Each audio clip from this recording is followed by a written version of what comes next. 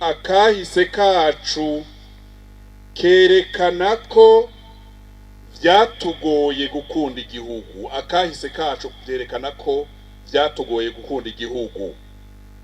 Akahise kacu kandi kerekana ko vyatugoye gukunda abanyagihugu.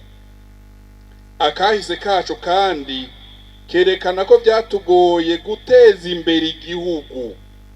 Naho noba ndahagaze ngaho noca ndabereka igituma ndabivuze, ndabitanguriye ko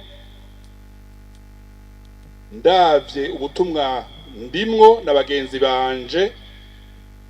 Icigwa ca mbere gikomeye twosangira n'abari ngaha kitwereka ko vyatugoye gukunda igihugu n'abene gihugu nuko imyaka 10, imyaka 5 uko igeze, aho abandi bagwanira iterambere, kubaka amabarabara, ibitaro, amashure mu myaka 40 iheze, twebwe twagwanira kwica abubaka ibitaro, abubaka amabarabara, abubaka amashure, kandi twahera kwica abize bofashisha iterambere kuboneka mu gihugu. Ngira ndabasotore ndabibutsa amatariki yatugoye kubera musanzwe muyazi.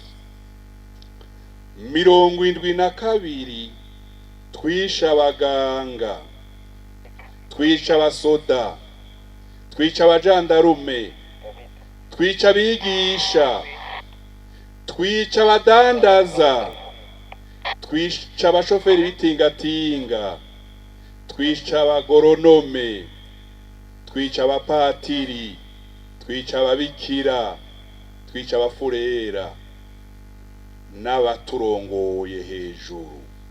None iterambere tworironka gute abo tugiye imbere mu kwiyumvira iby'iterambere aribo duherako mu kugandagura mu gihugu cacu?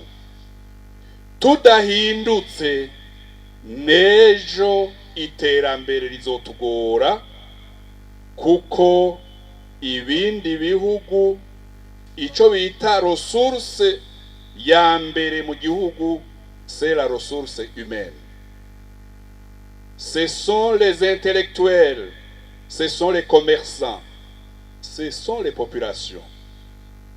Muze muriyumvira muti kwisoko y'abanyagihugu bacu batuvyara batarima twoja gusuma iki? Tutabahaye umutekano, amahoro, twofungura iki?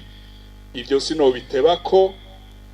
65, 69 Rwagasore, Pierre Ngendandumwe, 93 hose twagandagura indongozi.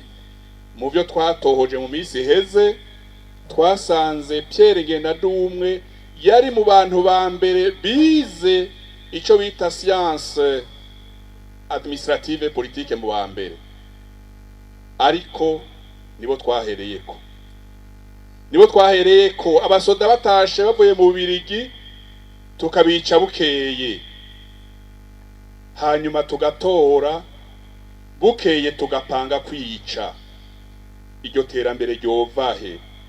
Aya masanamu ndabahaye niya tujana mu bihebeye Imana, ugasanga turonse umusenyeri wa mbere ajya rarongore diocese ya Gitega, tugaca tumugandagura muri Muyinga.